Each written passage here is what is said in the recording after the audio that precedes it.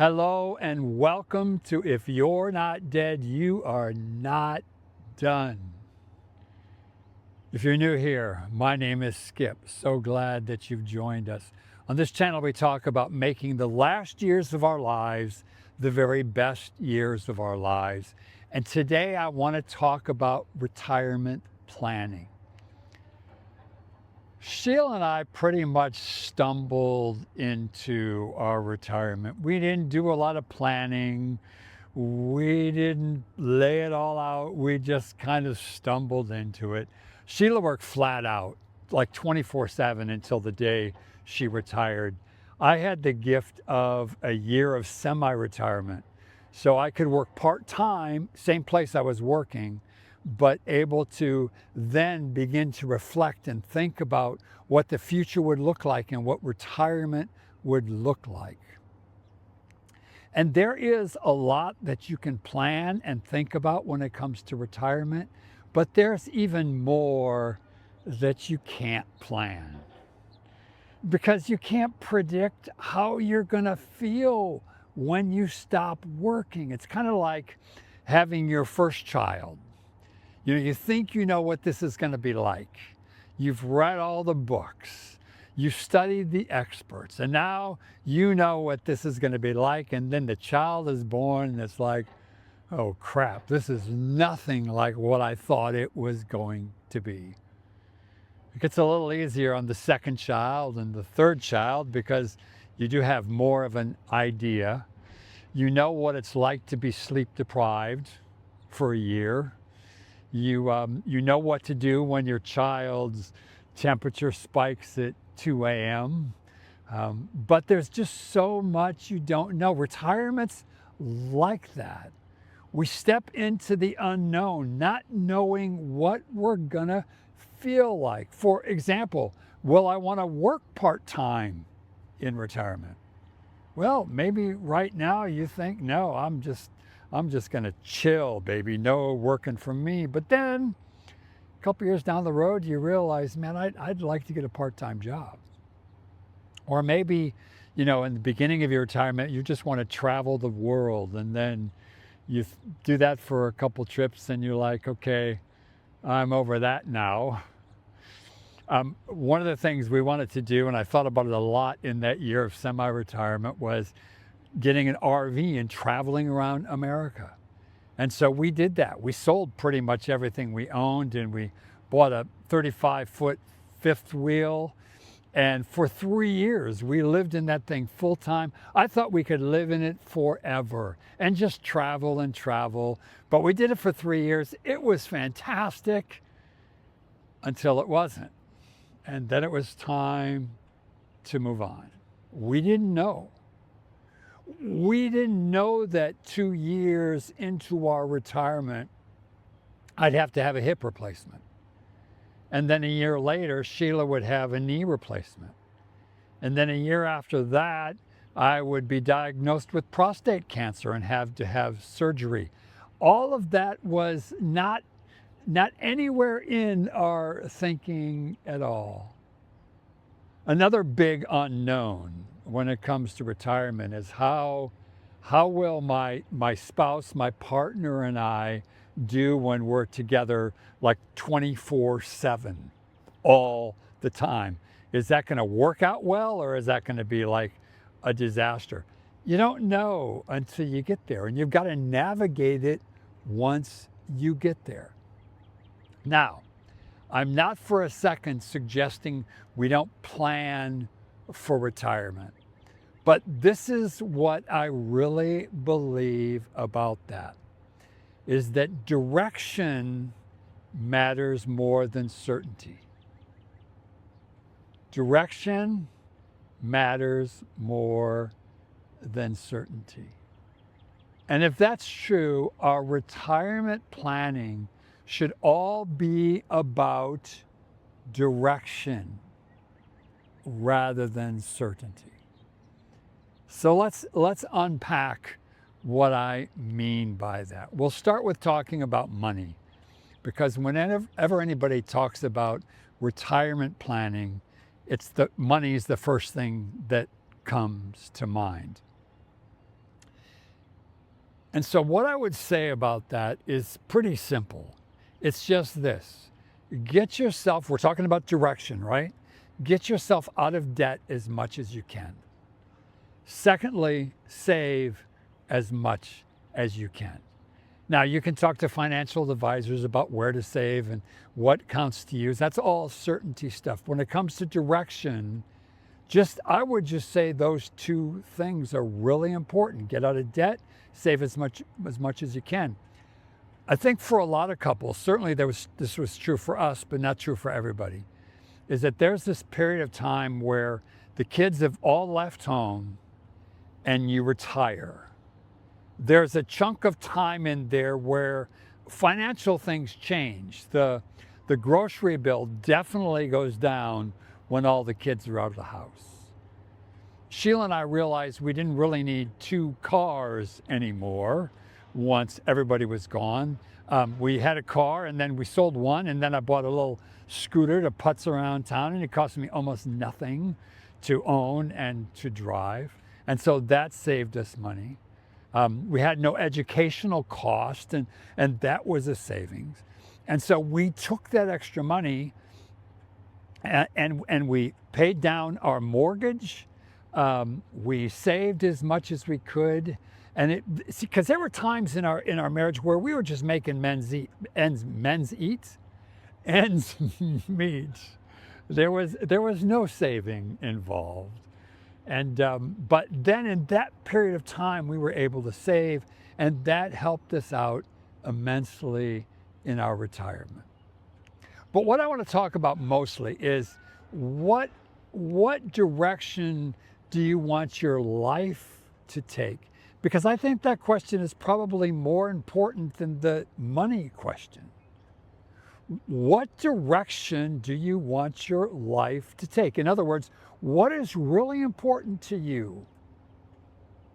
One day in that year of semi-retirement, I was sitting out on my veranda outside, and I had my laptop in my lap, and I realized that's what I did every single morning of my life. When I was working, when I wasn't working, I'd sit outside unless the weather was bad. I would sit outside, I would journal, I would meditate, I would write.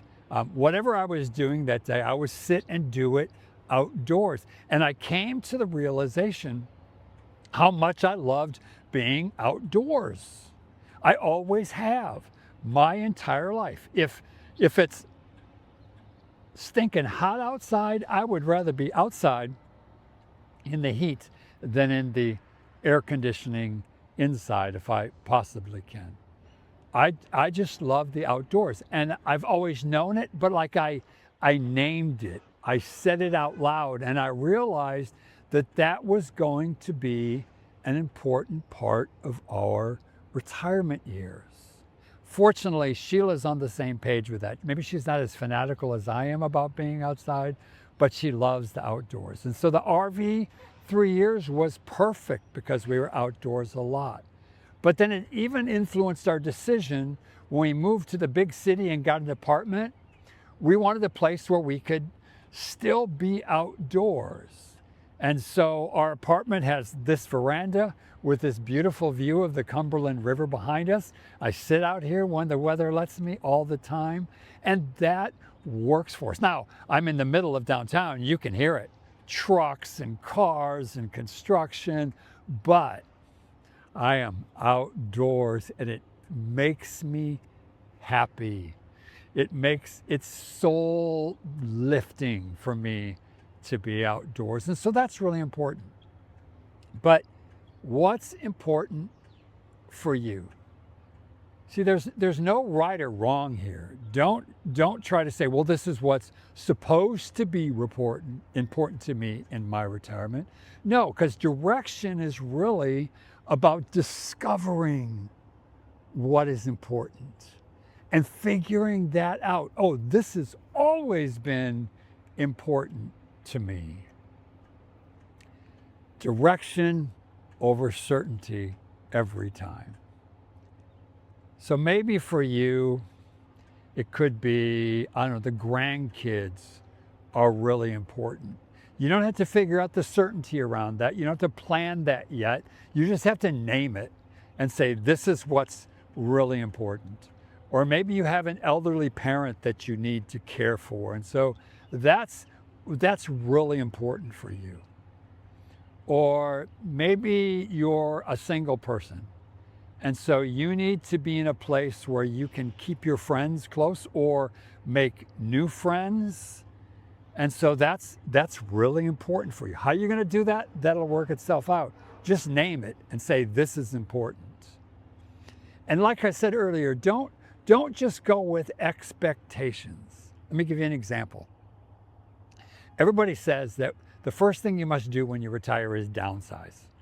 You got to get rid of that big old house, move into a tiny little apartment, right?